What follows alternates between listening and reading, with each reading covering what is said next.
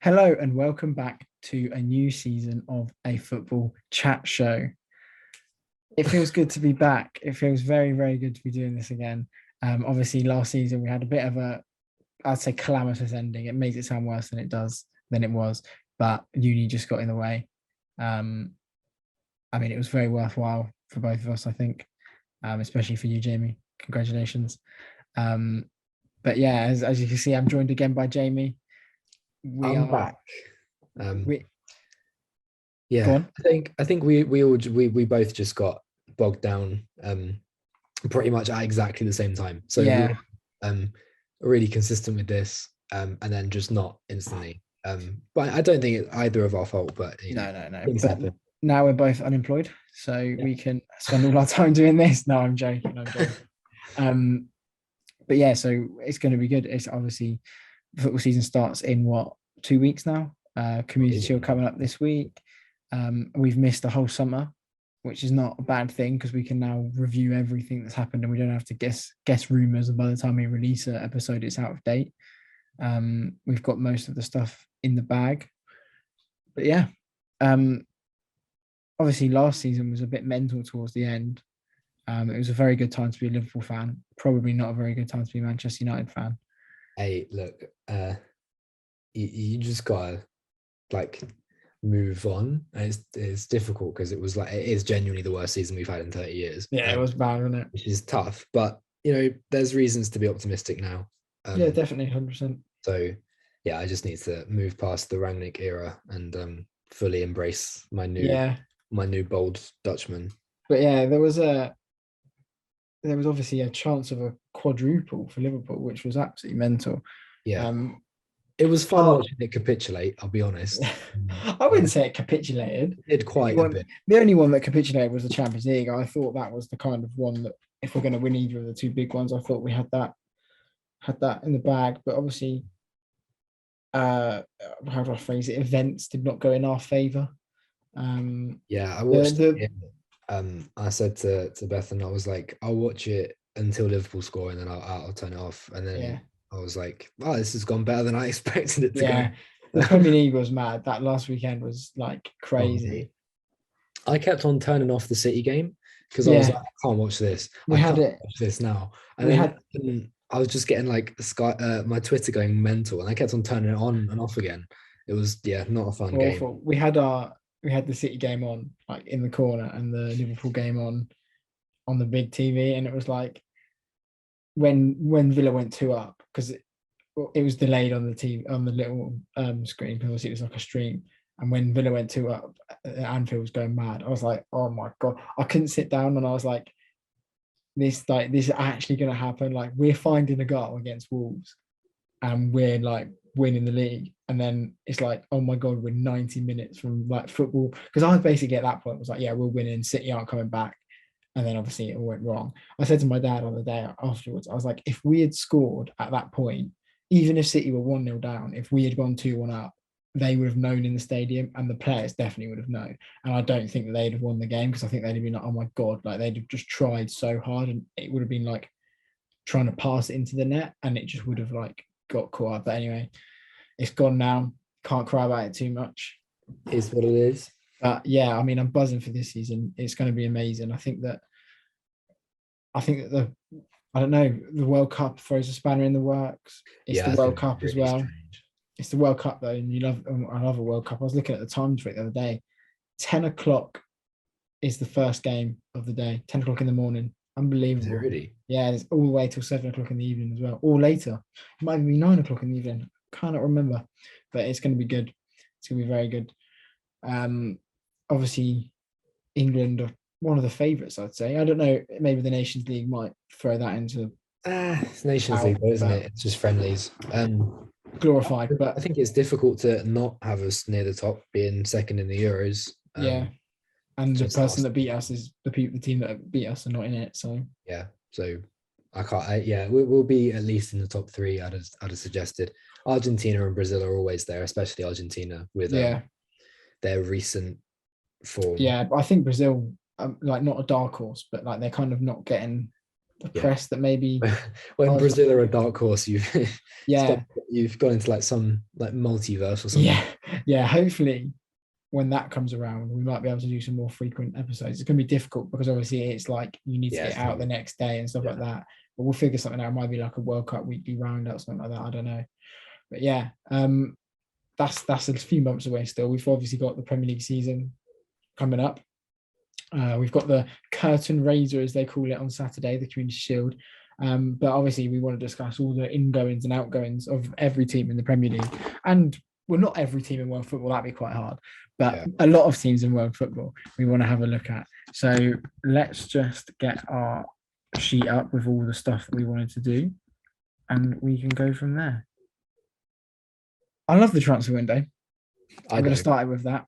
I love it. Even if Liverpool aren't doing anything, it's fun because every day you go on and there's like, oh, where's that come from? I love the people that sit there and like make up random like stories. And it's like, who on earth ever thought that would happen? Apparently, we want to sign Iñaki Williams' brother. I'd suggest he's on the list of like most clubs, but like not this season. But it's also like he's going to cost a lot of money because Bilbao have the whole like homegrown thing. Like you have to be from Bilbao. Okay, so Iñaki Williams is now Ghanaian, and I think his brother is as well. But they are still from Bilbao, you know, like so it's like it still counts. But yeah, I don't know. But anyway, that's what I just saw. But there's obviously been some absolutely crazy transfers this summer. Obviously, the big one that kicked it off was Erling Haaland right at the start of the summer. Yeah. And we'll go into him a little bit later on because I want to talk about him in the wider context of the Premier League. But I mean, I think a good place to start actually is looking at City because on our list here we've got 4 transfers involving City and 3 of them are outgoings. Mm-hmm. Obviously, there's another one. There's an ingoing we haven't included on the list, which is Phillips. But I'm very confused by that deal personally. I'll touch on it quickly now. I think that when you can spend £40 million on a backup, like literally a backup, because he's not going to start many games, that's crazy. I can't believe that. I say doing that for years. City's thing is that they buy their squad players early. I agree, but I think that the whole like they bought squad players for 40 million. It's just that they've turned out to not be as good as they thought they were going to be. Do you know what I mean? Like Jesus was a similar price, and Pep just ended up not favouring him. Well, it happens though. They did it with Bravo. They did it.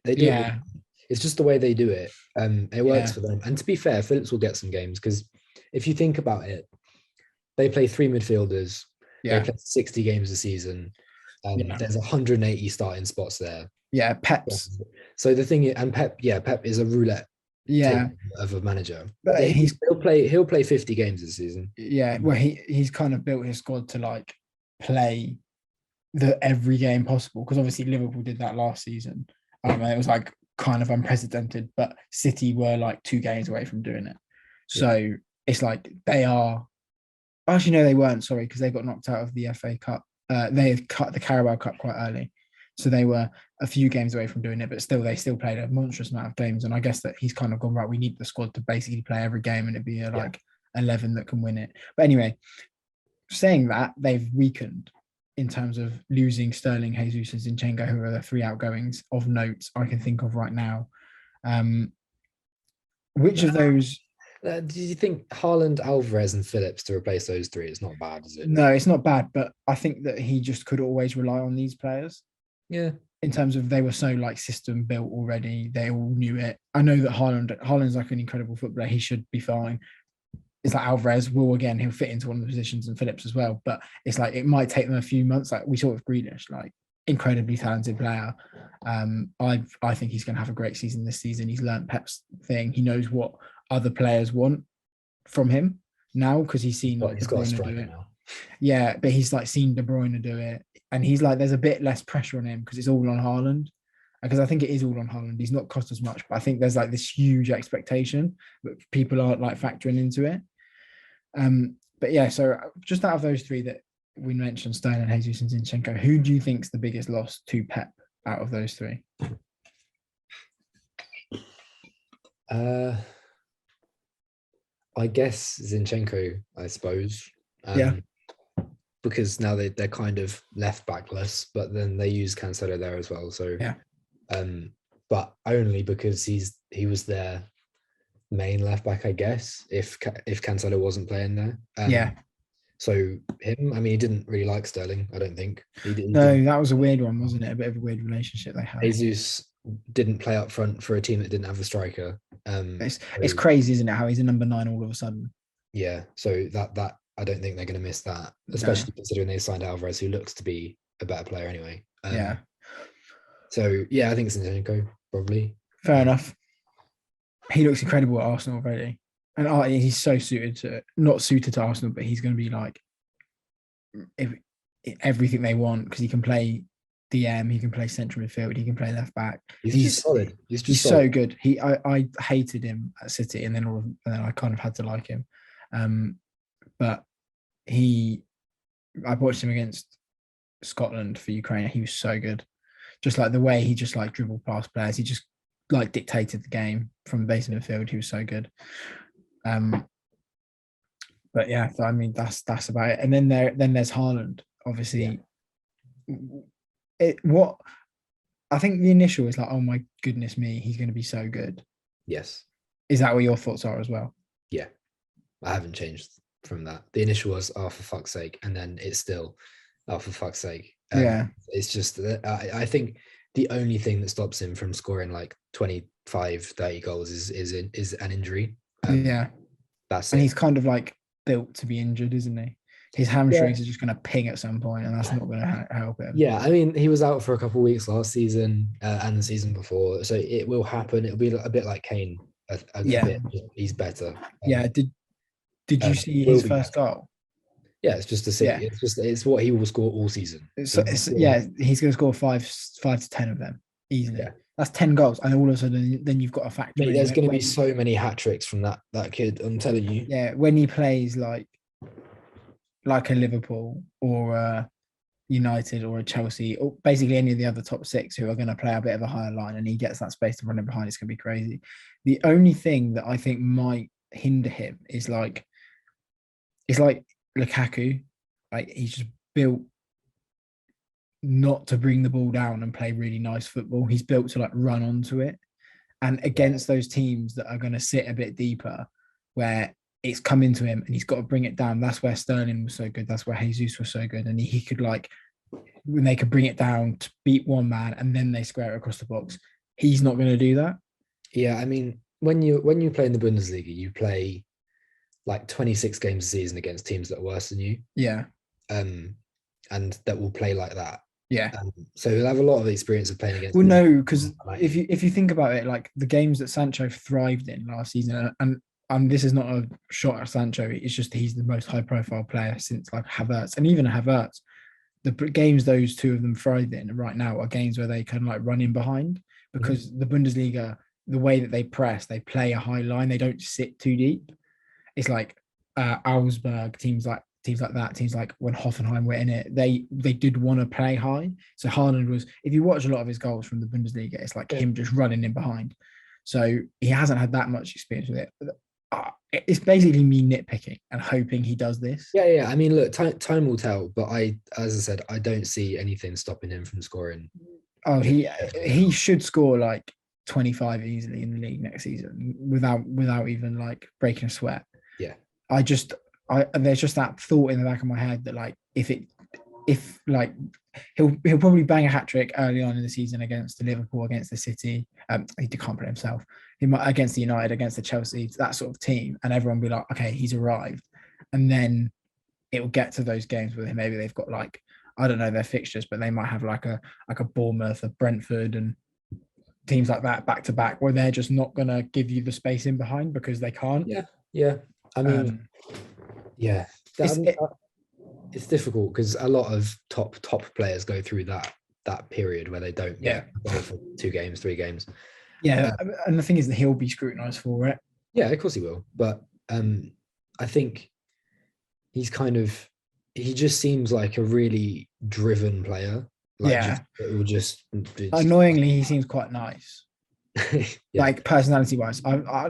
He walks a bit with a bit too much confidence, and I know that sounds so stupid of me to say, but he gives me like Zlatan vibes. It's all right. And Dan Burn will kick that out of him pretty quick. I really don't like Zlatan, so it's like I don't like that. But his personality, when you see him like interacting with players and that sort of thing, is so different to Zlatan. Do you know what I mean? Like he just seems a lot more like, yeah, I like you guys and I want you guys to like me. Whereas Zlatan's like, I'm who I am. You have to like me for it, if that makes sense. And I'm not a huge Zlatan fan, and I'm not going to get into that. Um, but yeah. So and then the other thing that comes with Haaland, and it's kind of only manufactured because Liverpool made the move for him, is Liverpool is Nunez versus Haaland, Haaland versus Nunez, however you want to say it, and how that's going to play out. Because I'm not like, if you had said to me at the start of the summer, who do you want as a back, as like Mane's going, who do you want to replace him with? It would not have been Nunez. Well, you replaced Mane in January. Yeah, with Diaz. But the thing is, we needed like another forward line player. And if you had said to me, who's it going to be? I don't know who I'd have said in world football, but it probably wouldn't have been Nunez, just because we don't play with that type of player.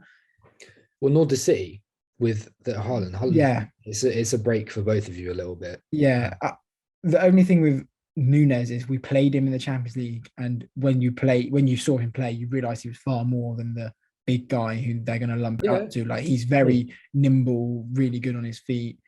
Obviously, I've done my research on Darwin Nunez, mate. I was convinced that we were in. Well, we were in for it. Yeah, it's Ronaldo's fucking fault. Anyway,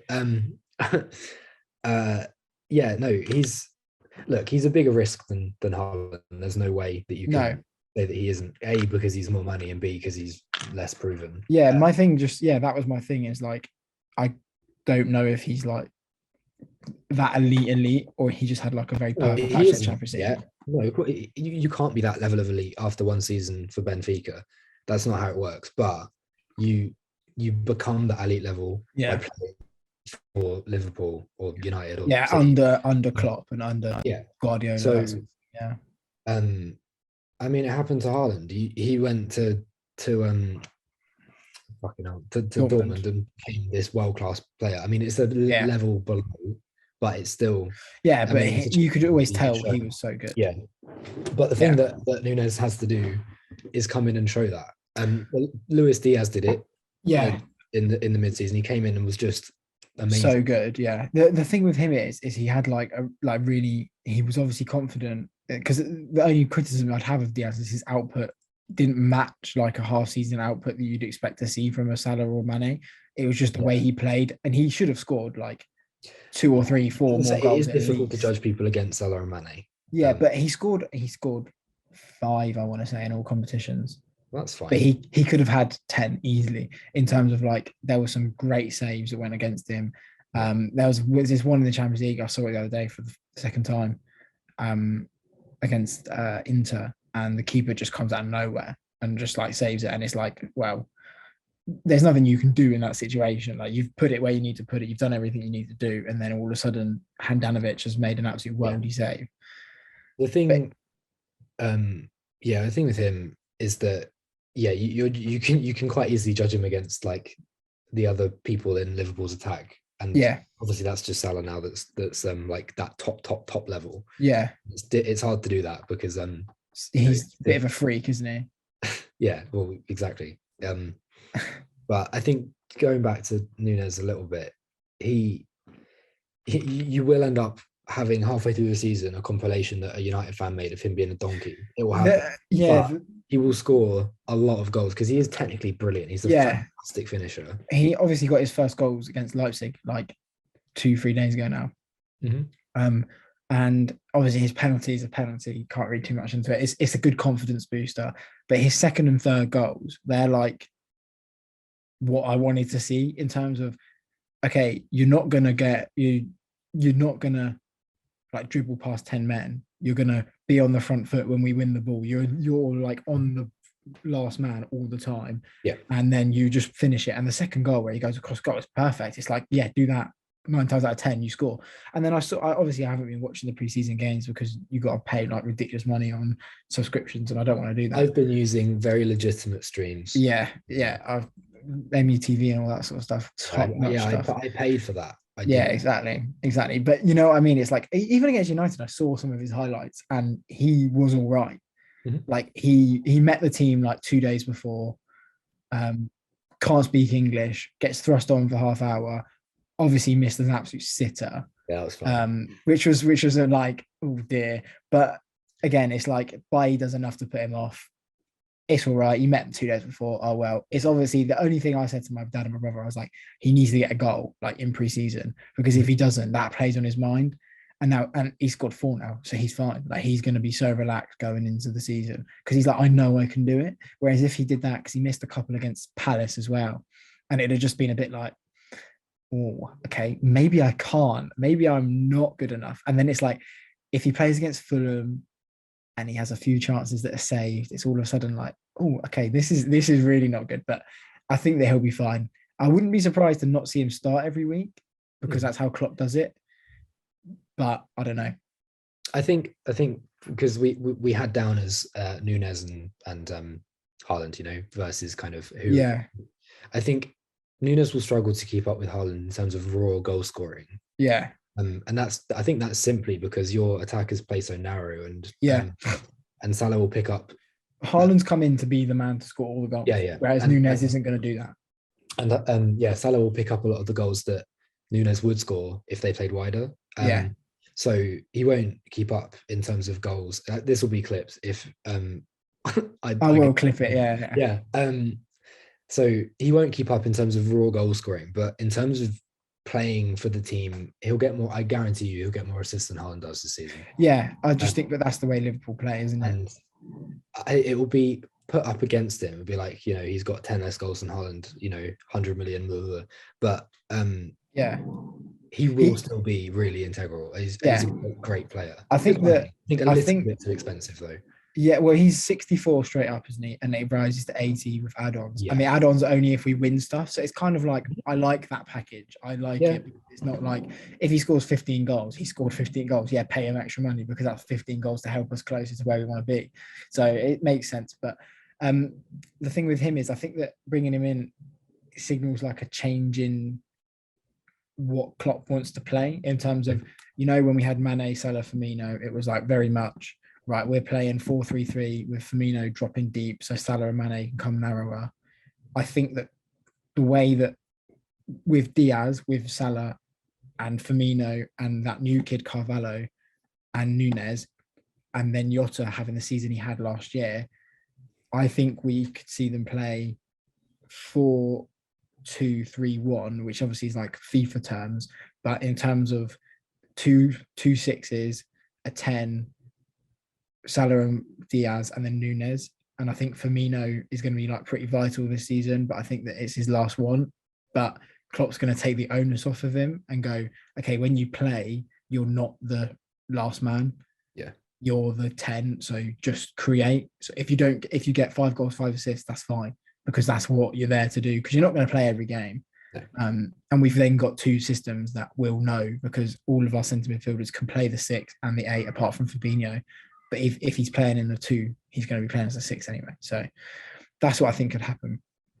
But it's interesting.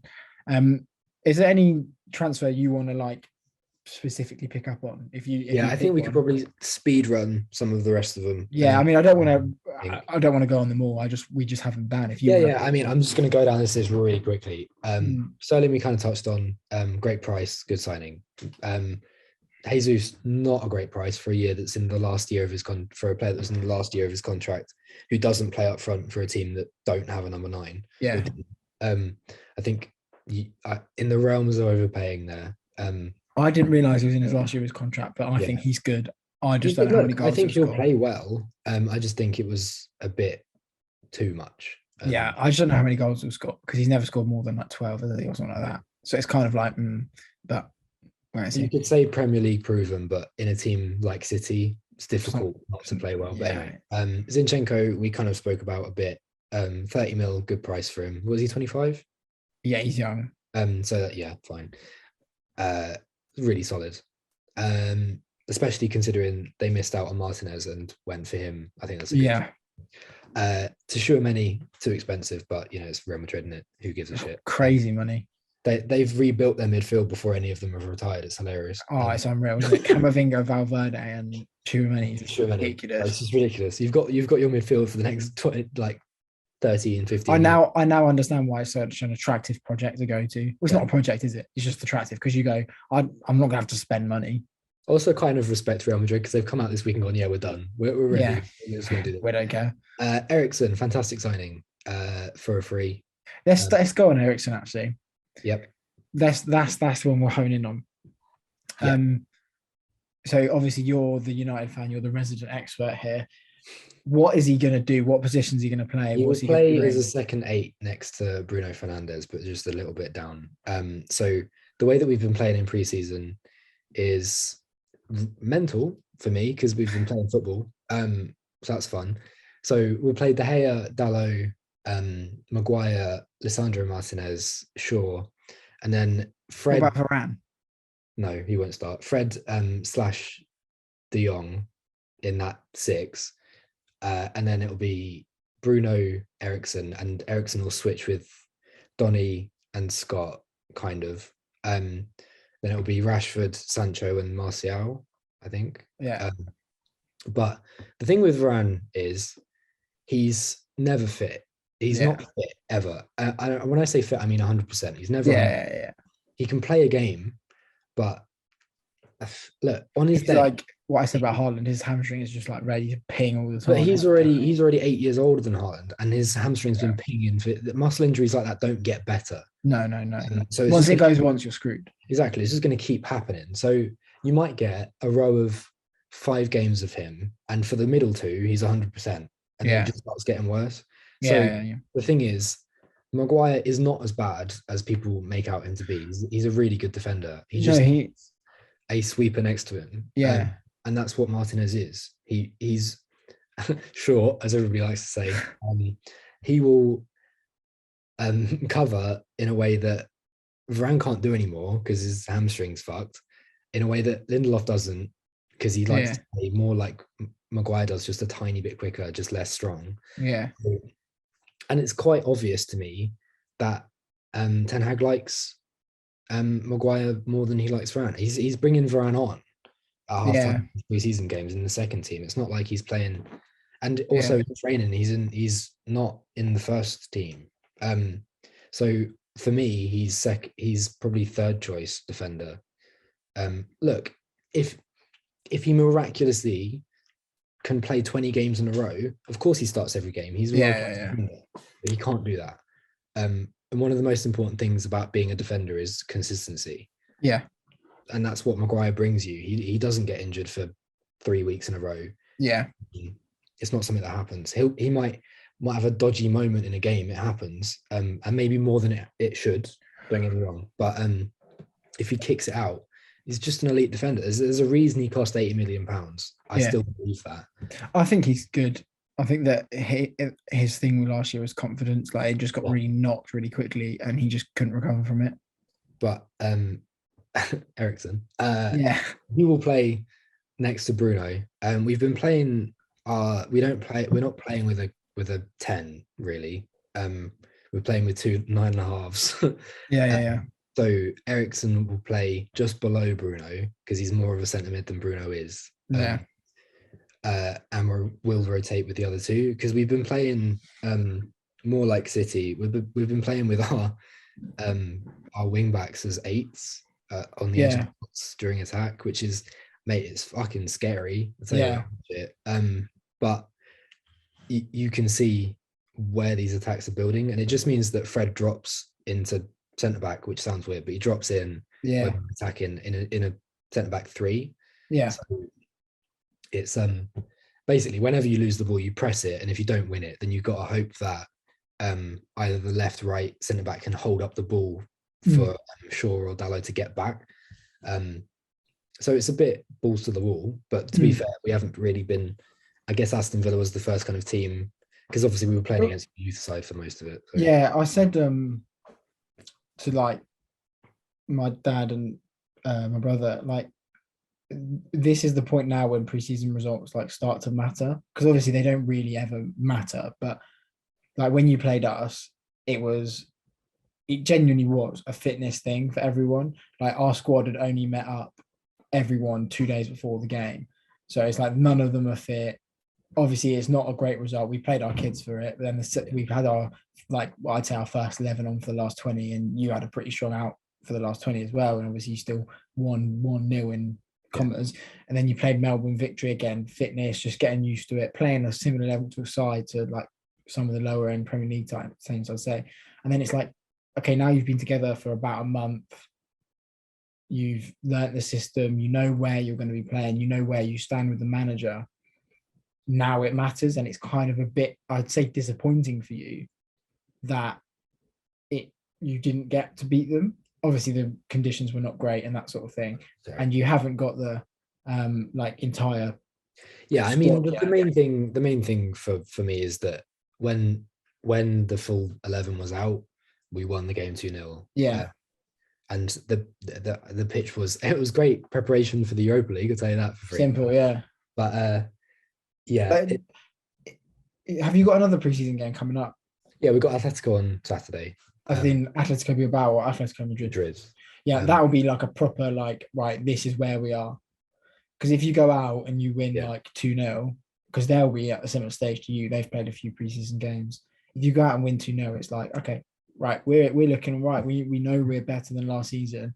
But if you go out and you struggle to, you get a 1-1 that you maybe played well for 20 minutes at the start, got a goal, but didn't, it's kind of like, okay, where are we in this process? Like, I think that Eriksen's going to help that in terms of Ten Hag clearly wants him, and Ten Hag will know how to utilize him.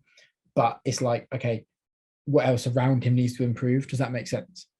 Yeah, for me, in the latter stages of last season, it was just control in the midfield that was just completely lacking. Yeah.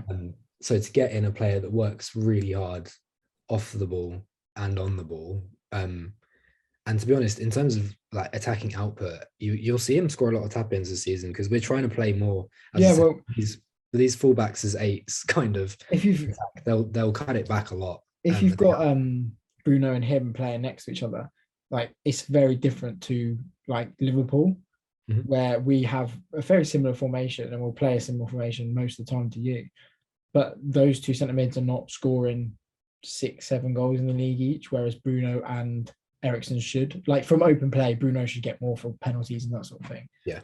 But Rashford and Sancho are not going to put out the numbers that Salah and Diaz do, or Salah and Mane did, if that makes sense. Just because that's not how that's set up, if that makes sense. Yeah. But yeah, I think that kind of sorts Eriksen out. Martinez isn't on this list, but I'll just put him in here. Yeah. Because I want to say Martinez surprised me because, frankly, that Ajax were a bit weird with it. We offered what they wanted, and then they went, actually, we'll do this instead. And then we went for it, which I was quite surprised about because it's more than I would have paid for him. Obviously, it makes him a really kind of expensive defender. Well, a quite expensive defender. Premium, you'd say. Yeah. He will play. I think he'll start because it's obvious that you wouldn't drop him. The thing that you're seeing with United this season is that we sacked our scouting department just before the transfer window. Yeah, which means that we're just going down a list that was provided by Erik ten Hag when he signed up. Instead of going with players that the scouting department have picked up on. Yeah, which is fine for the first season, but you can't do that consistently. You can't just pick the players that the manager wants because, God forbid, you have to change manager, then you're just fucked. It's not how football works in the well. I think that Pep and Klopp and Tuchel and Conte have I want a player who's going to do this, and then they go, right, this is the stats. Well, they might pick one player per summer or something like that, but you should have a person in the footballing side of the club that knows how to make these signings. Yeah, no, I agree with that. But I think the thing to show from Martinez is that we are backing Ten Hag in the way that he wants. I have some some worries about him, in that he is short, and the Premier League does demand kind of What, Ten Hag or Martinez? Martinez can demand, that physical type of centre back, but he does have really great header duel winning. Yeah. No, yeah. I think what we'll do is next week we'll do our predictions in terms of we'll go 20-1, and maybe we'll even be able to do it on screen and show people so it's visual. But we'll talk a bit more about some of the teams then.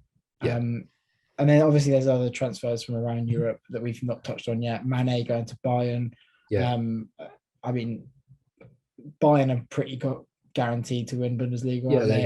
It's a decent price for an amazing player. So. Yeah, so good move for him. He was getting a bit older. He just kind of went, I've done everything I need to do. I'll go and do it elsewhere. Yeah. Rudiger, that's a great signing. I think really good the only thing he has to do is earn his spot in that defense, because he needs to tone his temper down, because he doesn't not need to be as angry as he is. Yeah, I mean, Pepe and Ramos survived there in a centre-back partnership for many years. So, good point. Yeah. Lewandowski to Barcelona. I mean, we'll have a little chat about Barcelona in a few minutes, but that is just mental. Same with Kessie, Christensen, and Rafinha. I just don't know how any of them have gone there. Lukaku has gone back to Inter Milan. That's just hilarious. I don't know what to say about that, really. No, and then the two big ones are, again, two in Italy, the two bigger ones in Europe. Dybala and Pogba. Dybala leaving Juventus on a free and going to Roma, and Pogba rejoining Juventus. Okay, we don't spend a lot of time on it, but a good move for both players, I think. Yes. I think Roma are doing some really interesting things. In that this is a great signing. Yeah, I can. This is a great signing. And they're interested in they've already got Tammy Abraham. They want Wijnaldum from PSG. Yeah. Which would be ridiculous signing. They already signed Matic on a free, who probably has the legs for Serie A, so that's good. Yeah, I just find it a bit weird when teams do all their business so late, because it's like the other teams can drive up their prices, and it's kind of like, okay, do it earlier and you'd get a better deal, but it's still good strategy. Yeah, I think, and he broke the record for the amount of shirts sold in a day. And Dybala, bonkers. He's a great player, I think. Great player, especially for that league. Yeah, I would have liked to see him in the Premier League, but obviously no one wanted him, and there was a reason for that, because all these elite coaches, none of them wanted to touch him. So I don't know if maybe he's not quick enough. Maybe he doesn't really suit a position in any team. But Pogba, I think, is hilarious. He clearly thought that everybody in the world would want him when he left. No one did. No one did, which fills me with personal satisfaction. So yeah, I'm glad that he had to go back there, earning like half of what we offered him a year ago. Yeah, for 4 years. So he was just not right for your club at the end, was he? He just really did not suit. I think the problem is we sold each other a dream. When he turned up, we sold him that we'd build the whole team around him and all this, and then obviously through managerial changes, it just never happened. He wasn't fit all the time, and there was some real problems with his attitude. Yeah, definitely. So I think it's best for both that he's gone. It's just funny that he went back to you. Yeah, and that's kind of it. I can't really right now think we'll have missed something. But, yeah, I'm sure Atletico Madrid have done some deals somewhere. Yeah. I don't know. But obviously, there's some rumors. I don't think we need to touch on them, apart from De Jong, because that comes into a bit of a wider. Yeah, because we can talk about Barcelona and De Jong. Yeah, I'll kind of start, because we haven't talked forever. I will talk all the way from the beginning of De Jong. So start your stopwatch. Yeah.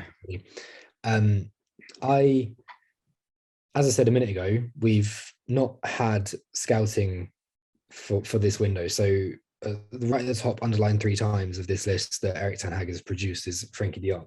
Yeah.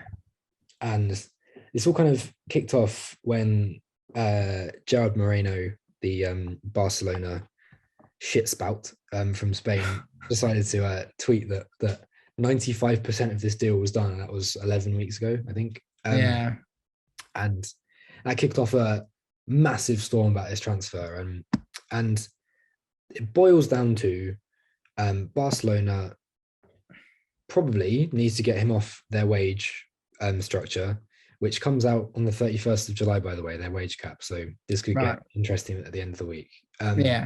So they might need to get rid of him to, bring in these high wage signings like Christensen and Kessie and Lewandowski.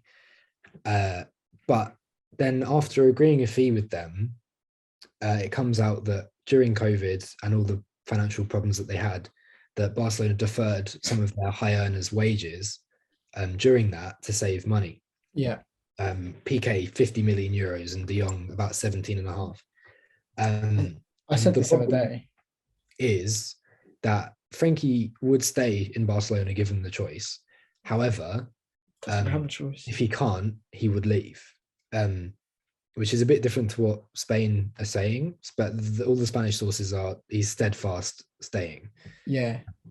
And the thing is, legally, he can just run his contract out. But Barcelona did make him an offer to pay him some of these deferred wages before he went on tour. It was about 10 million euros short of what he's owed, and him and his representative said no, and he went on tour. And the interesting thing is, United changed the structure of the deal that is agreed with Barcelona to give an extra 10 million euros up front. And the only reason that we'd have done that is to help give them the money immediately to pay Frenkie de Jong. Yeah. Which as yet they still haven't done in an agreeable way. Yeah. But I think just the mental thing about all of this is that while they're doing this, they've gone and signed maybe 200 million pounds worth of player. Yeah. Which is...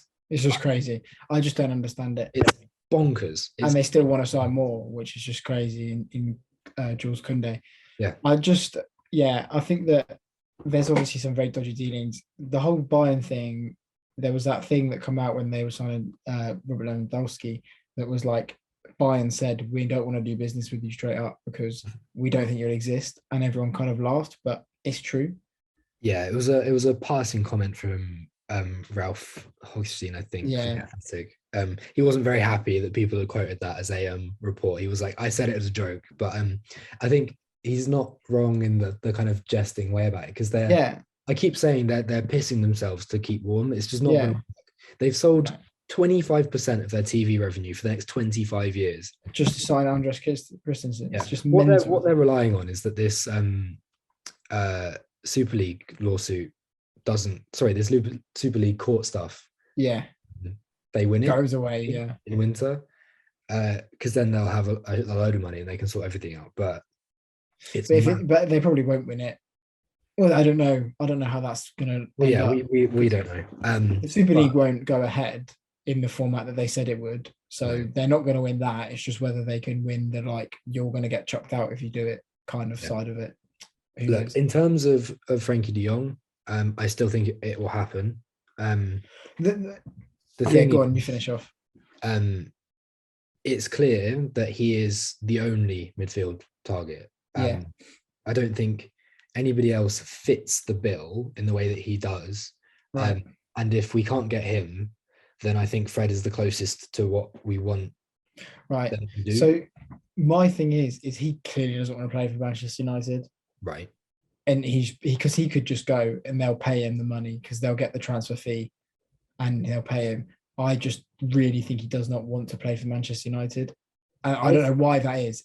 I'm not saying it's because no. Right. I've seen this is the Spanish side that are steadfast that he absolutely doesn't want to. And I think it's nuts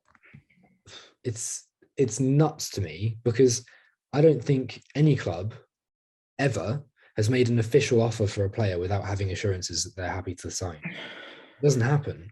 It's not career mode. You don't just go up to the team and say, here's 80 million. No, I know what you mean. I don't think we'd have gotten this far. I don't know, yeah. Because I know that when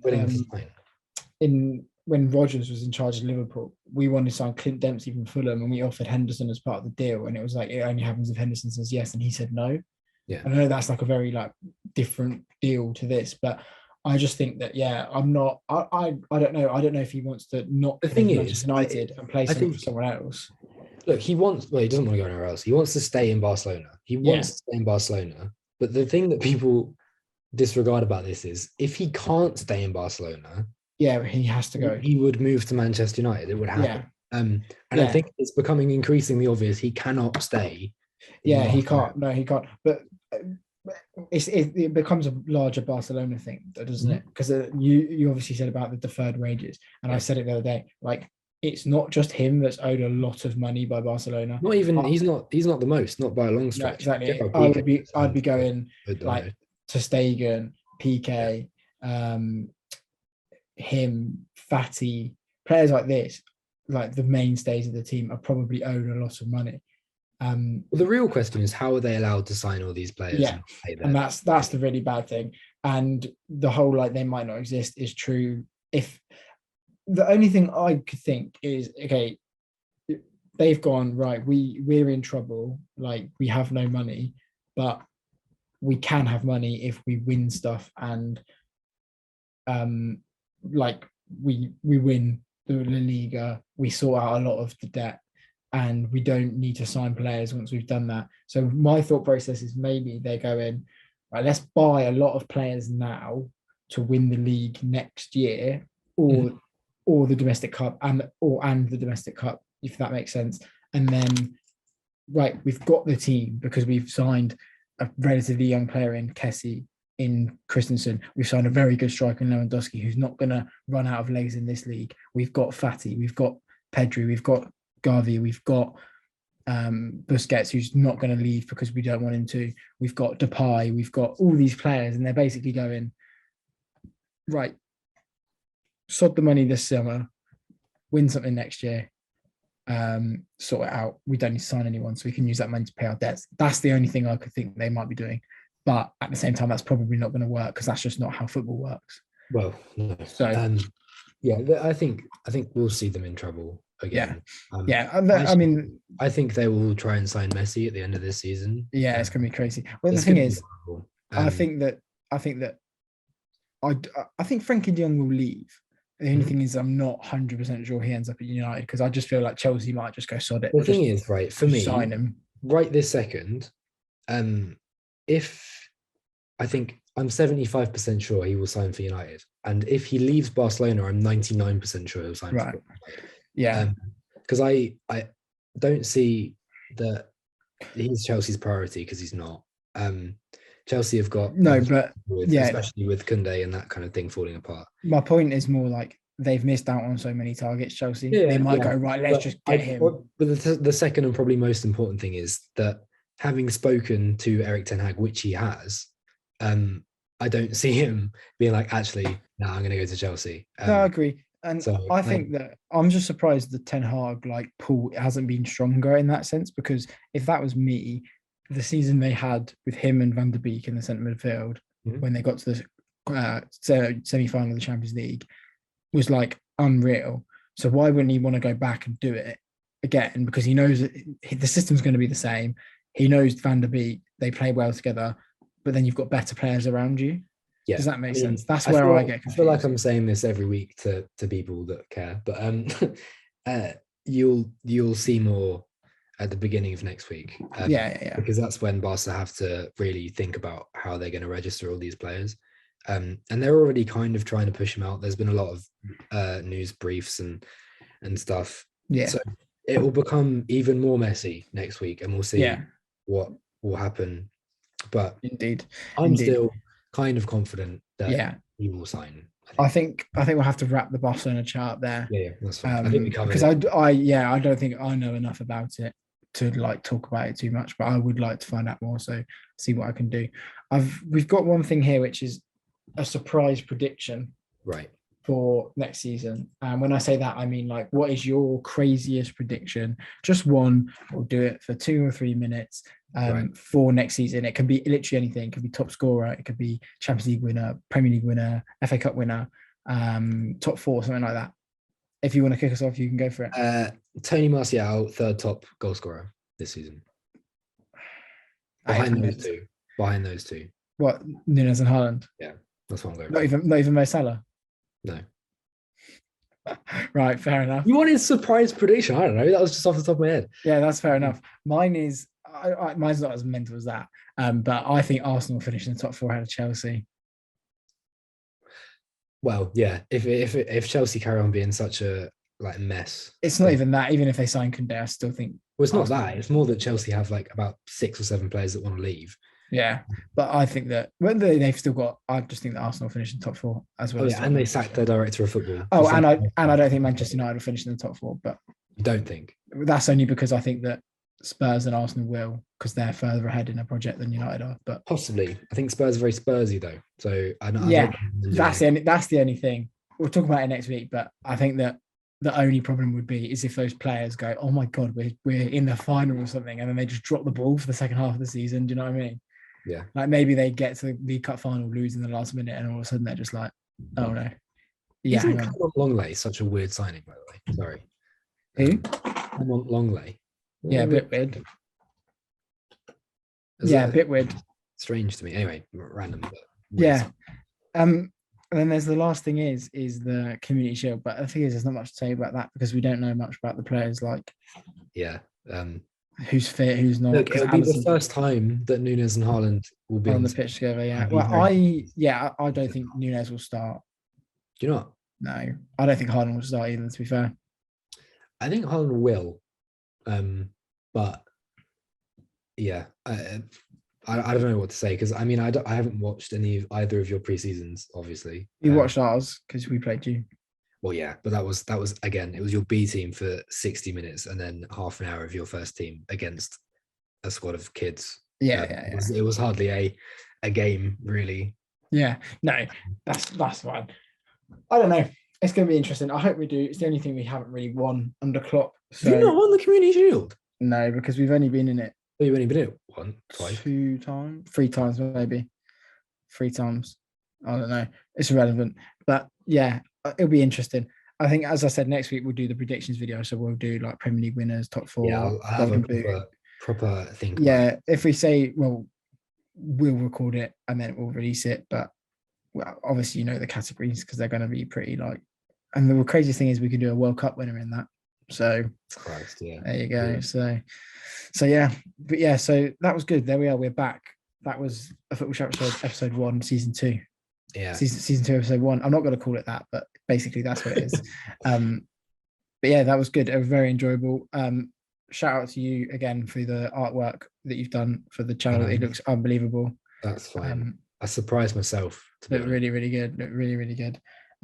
So if you want to follow us, it's at Footy Chat Show on Instagram and Twitter. And we're going to hopefully, because now I finished uni and my job is like working in football, I have more time to like video edit. So hopefully we're going to have some video edit, like clips, like maybe twice a week on the channel, just of Jamie saying some random stuff like Anthony Martial is going to finish top 3 goal scorers. Anthony Martial is the best in the world.